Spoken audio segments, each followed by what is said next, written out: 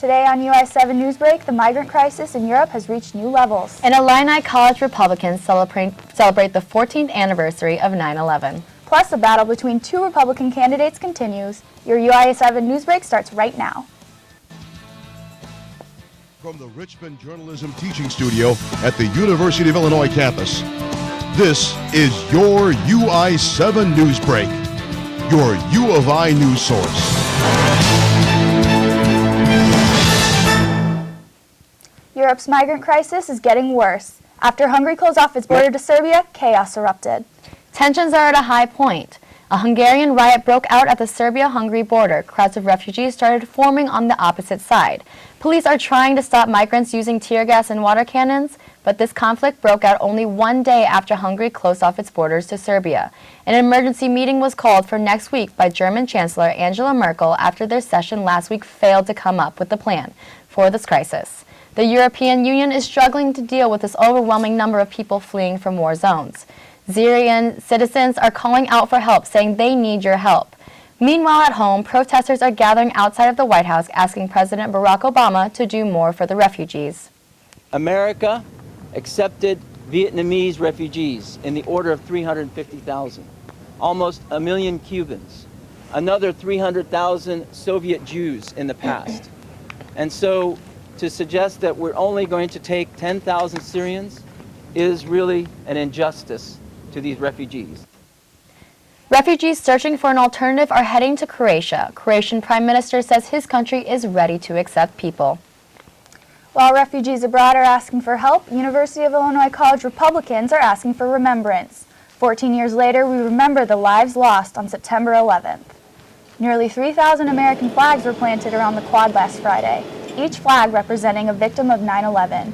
Club members and volunteers were stationed outside the Union playing a recording of names for each life lost and talking to students that wanted to learn more. Although this was only the second 9/11 remembrance project in the past few years, chief organizer of the event, Marko Sukovic, says he wants to make this project a tradition. American policy has been dramatically transformed by the events of that day, and not just to remember about that day, but also reflecting, but also looking forward. Making sure that we're remembering those that lost their lives, but also making sure that, we're acting with that in our minds. And the Illini students supporting Israel were also on the quad, handing out flags for students to plant themselves. Back in Champaign, officers are targeting drunk drivers. According to the National Highway Traffic Safety Administration, nearly 1/3 of all traffic deaths were due to drunk driving in 2013. Champaign police have partnered with law enforcement nationwide in an effort to end drunk and drug-induced driving.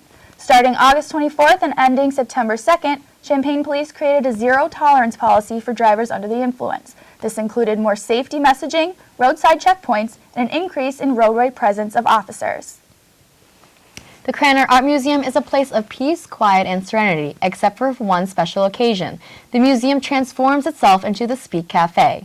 Speak Cafe is filled with enjoyment for open mic night, a room full of claps, laughs, and of course some raps. The cafe welcomes any and all who want to participate, but no prior experience is needed. The only requirement is you show up and sign up to take the mic. Speak Cafe is a judge-free zone where you can speak freely.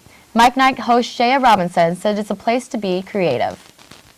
It could be your first time doing poetry, or you could have done it all across the world. It's really just a safe space for you to come and be able to perform. I'm hoping that they get the creative ability to kind of push themselves past where they might have been comfortable being before, because this is a safe space for them. Speak Cafe occurs once a month. Some people come each month with new material and others are first-timers. Speak Cafe has come to be home to returning members. There is no hesitation, simply expression when you come to the Speak Cafe. More entertainment on U of I campus includes Illini Union Comedy Night. A large crowd of students stopped by for the first Friday comedy night of the semester.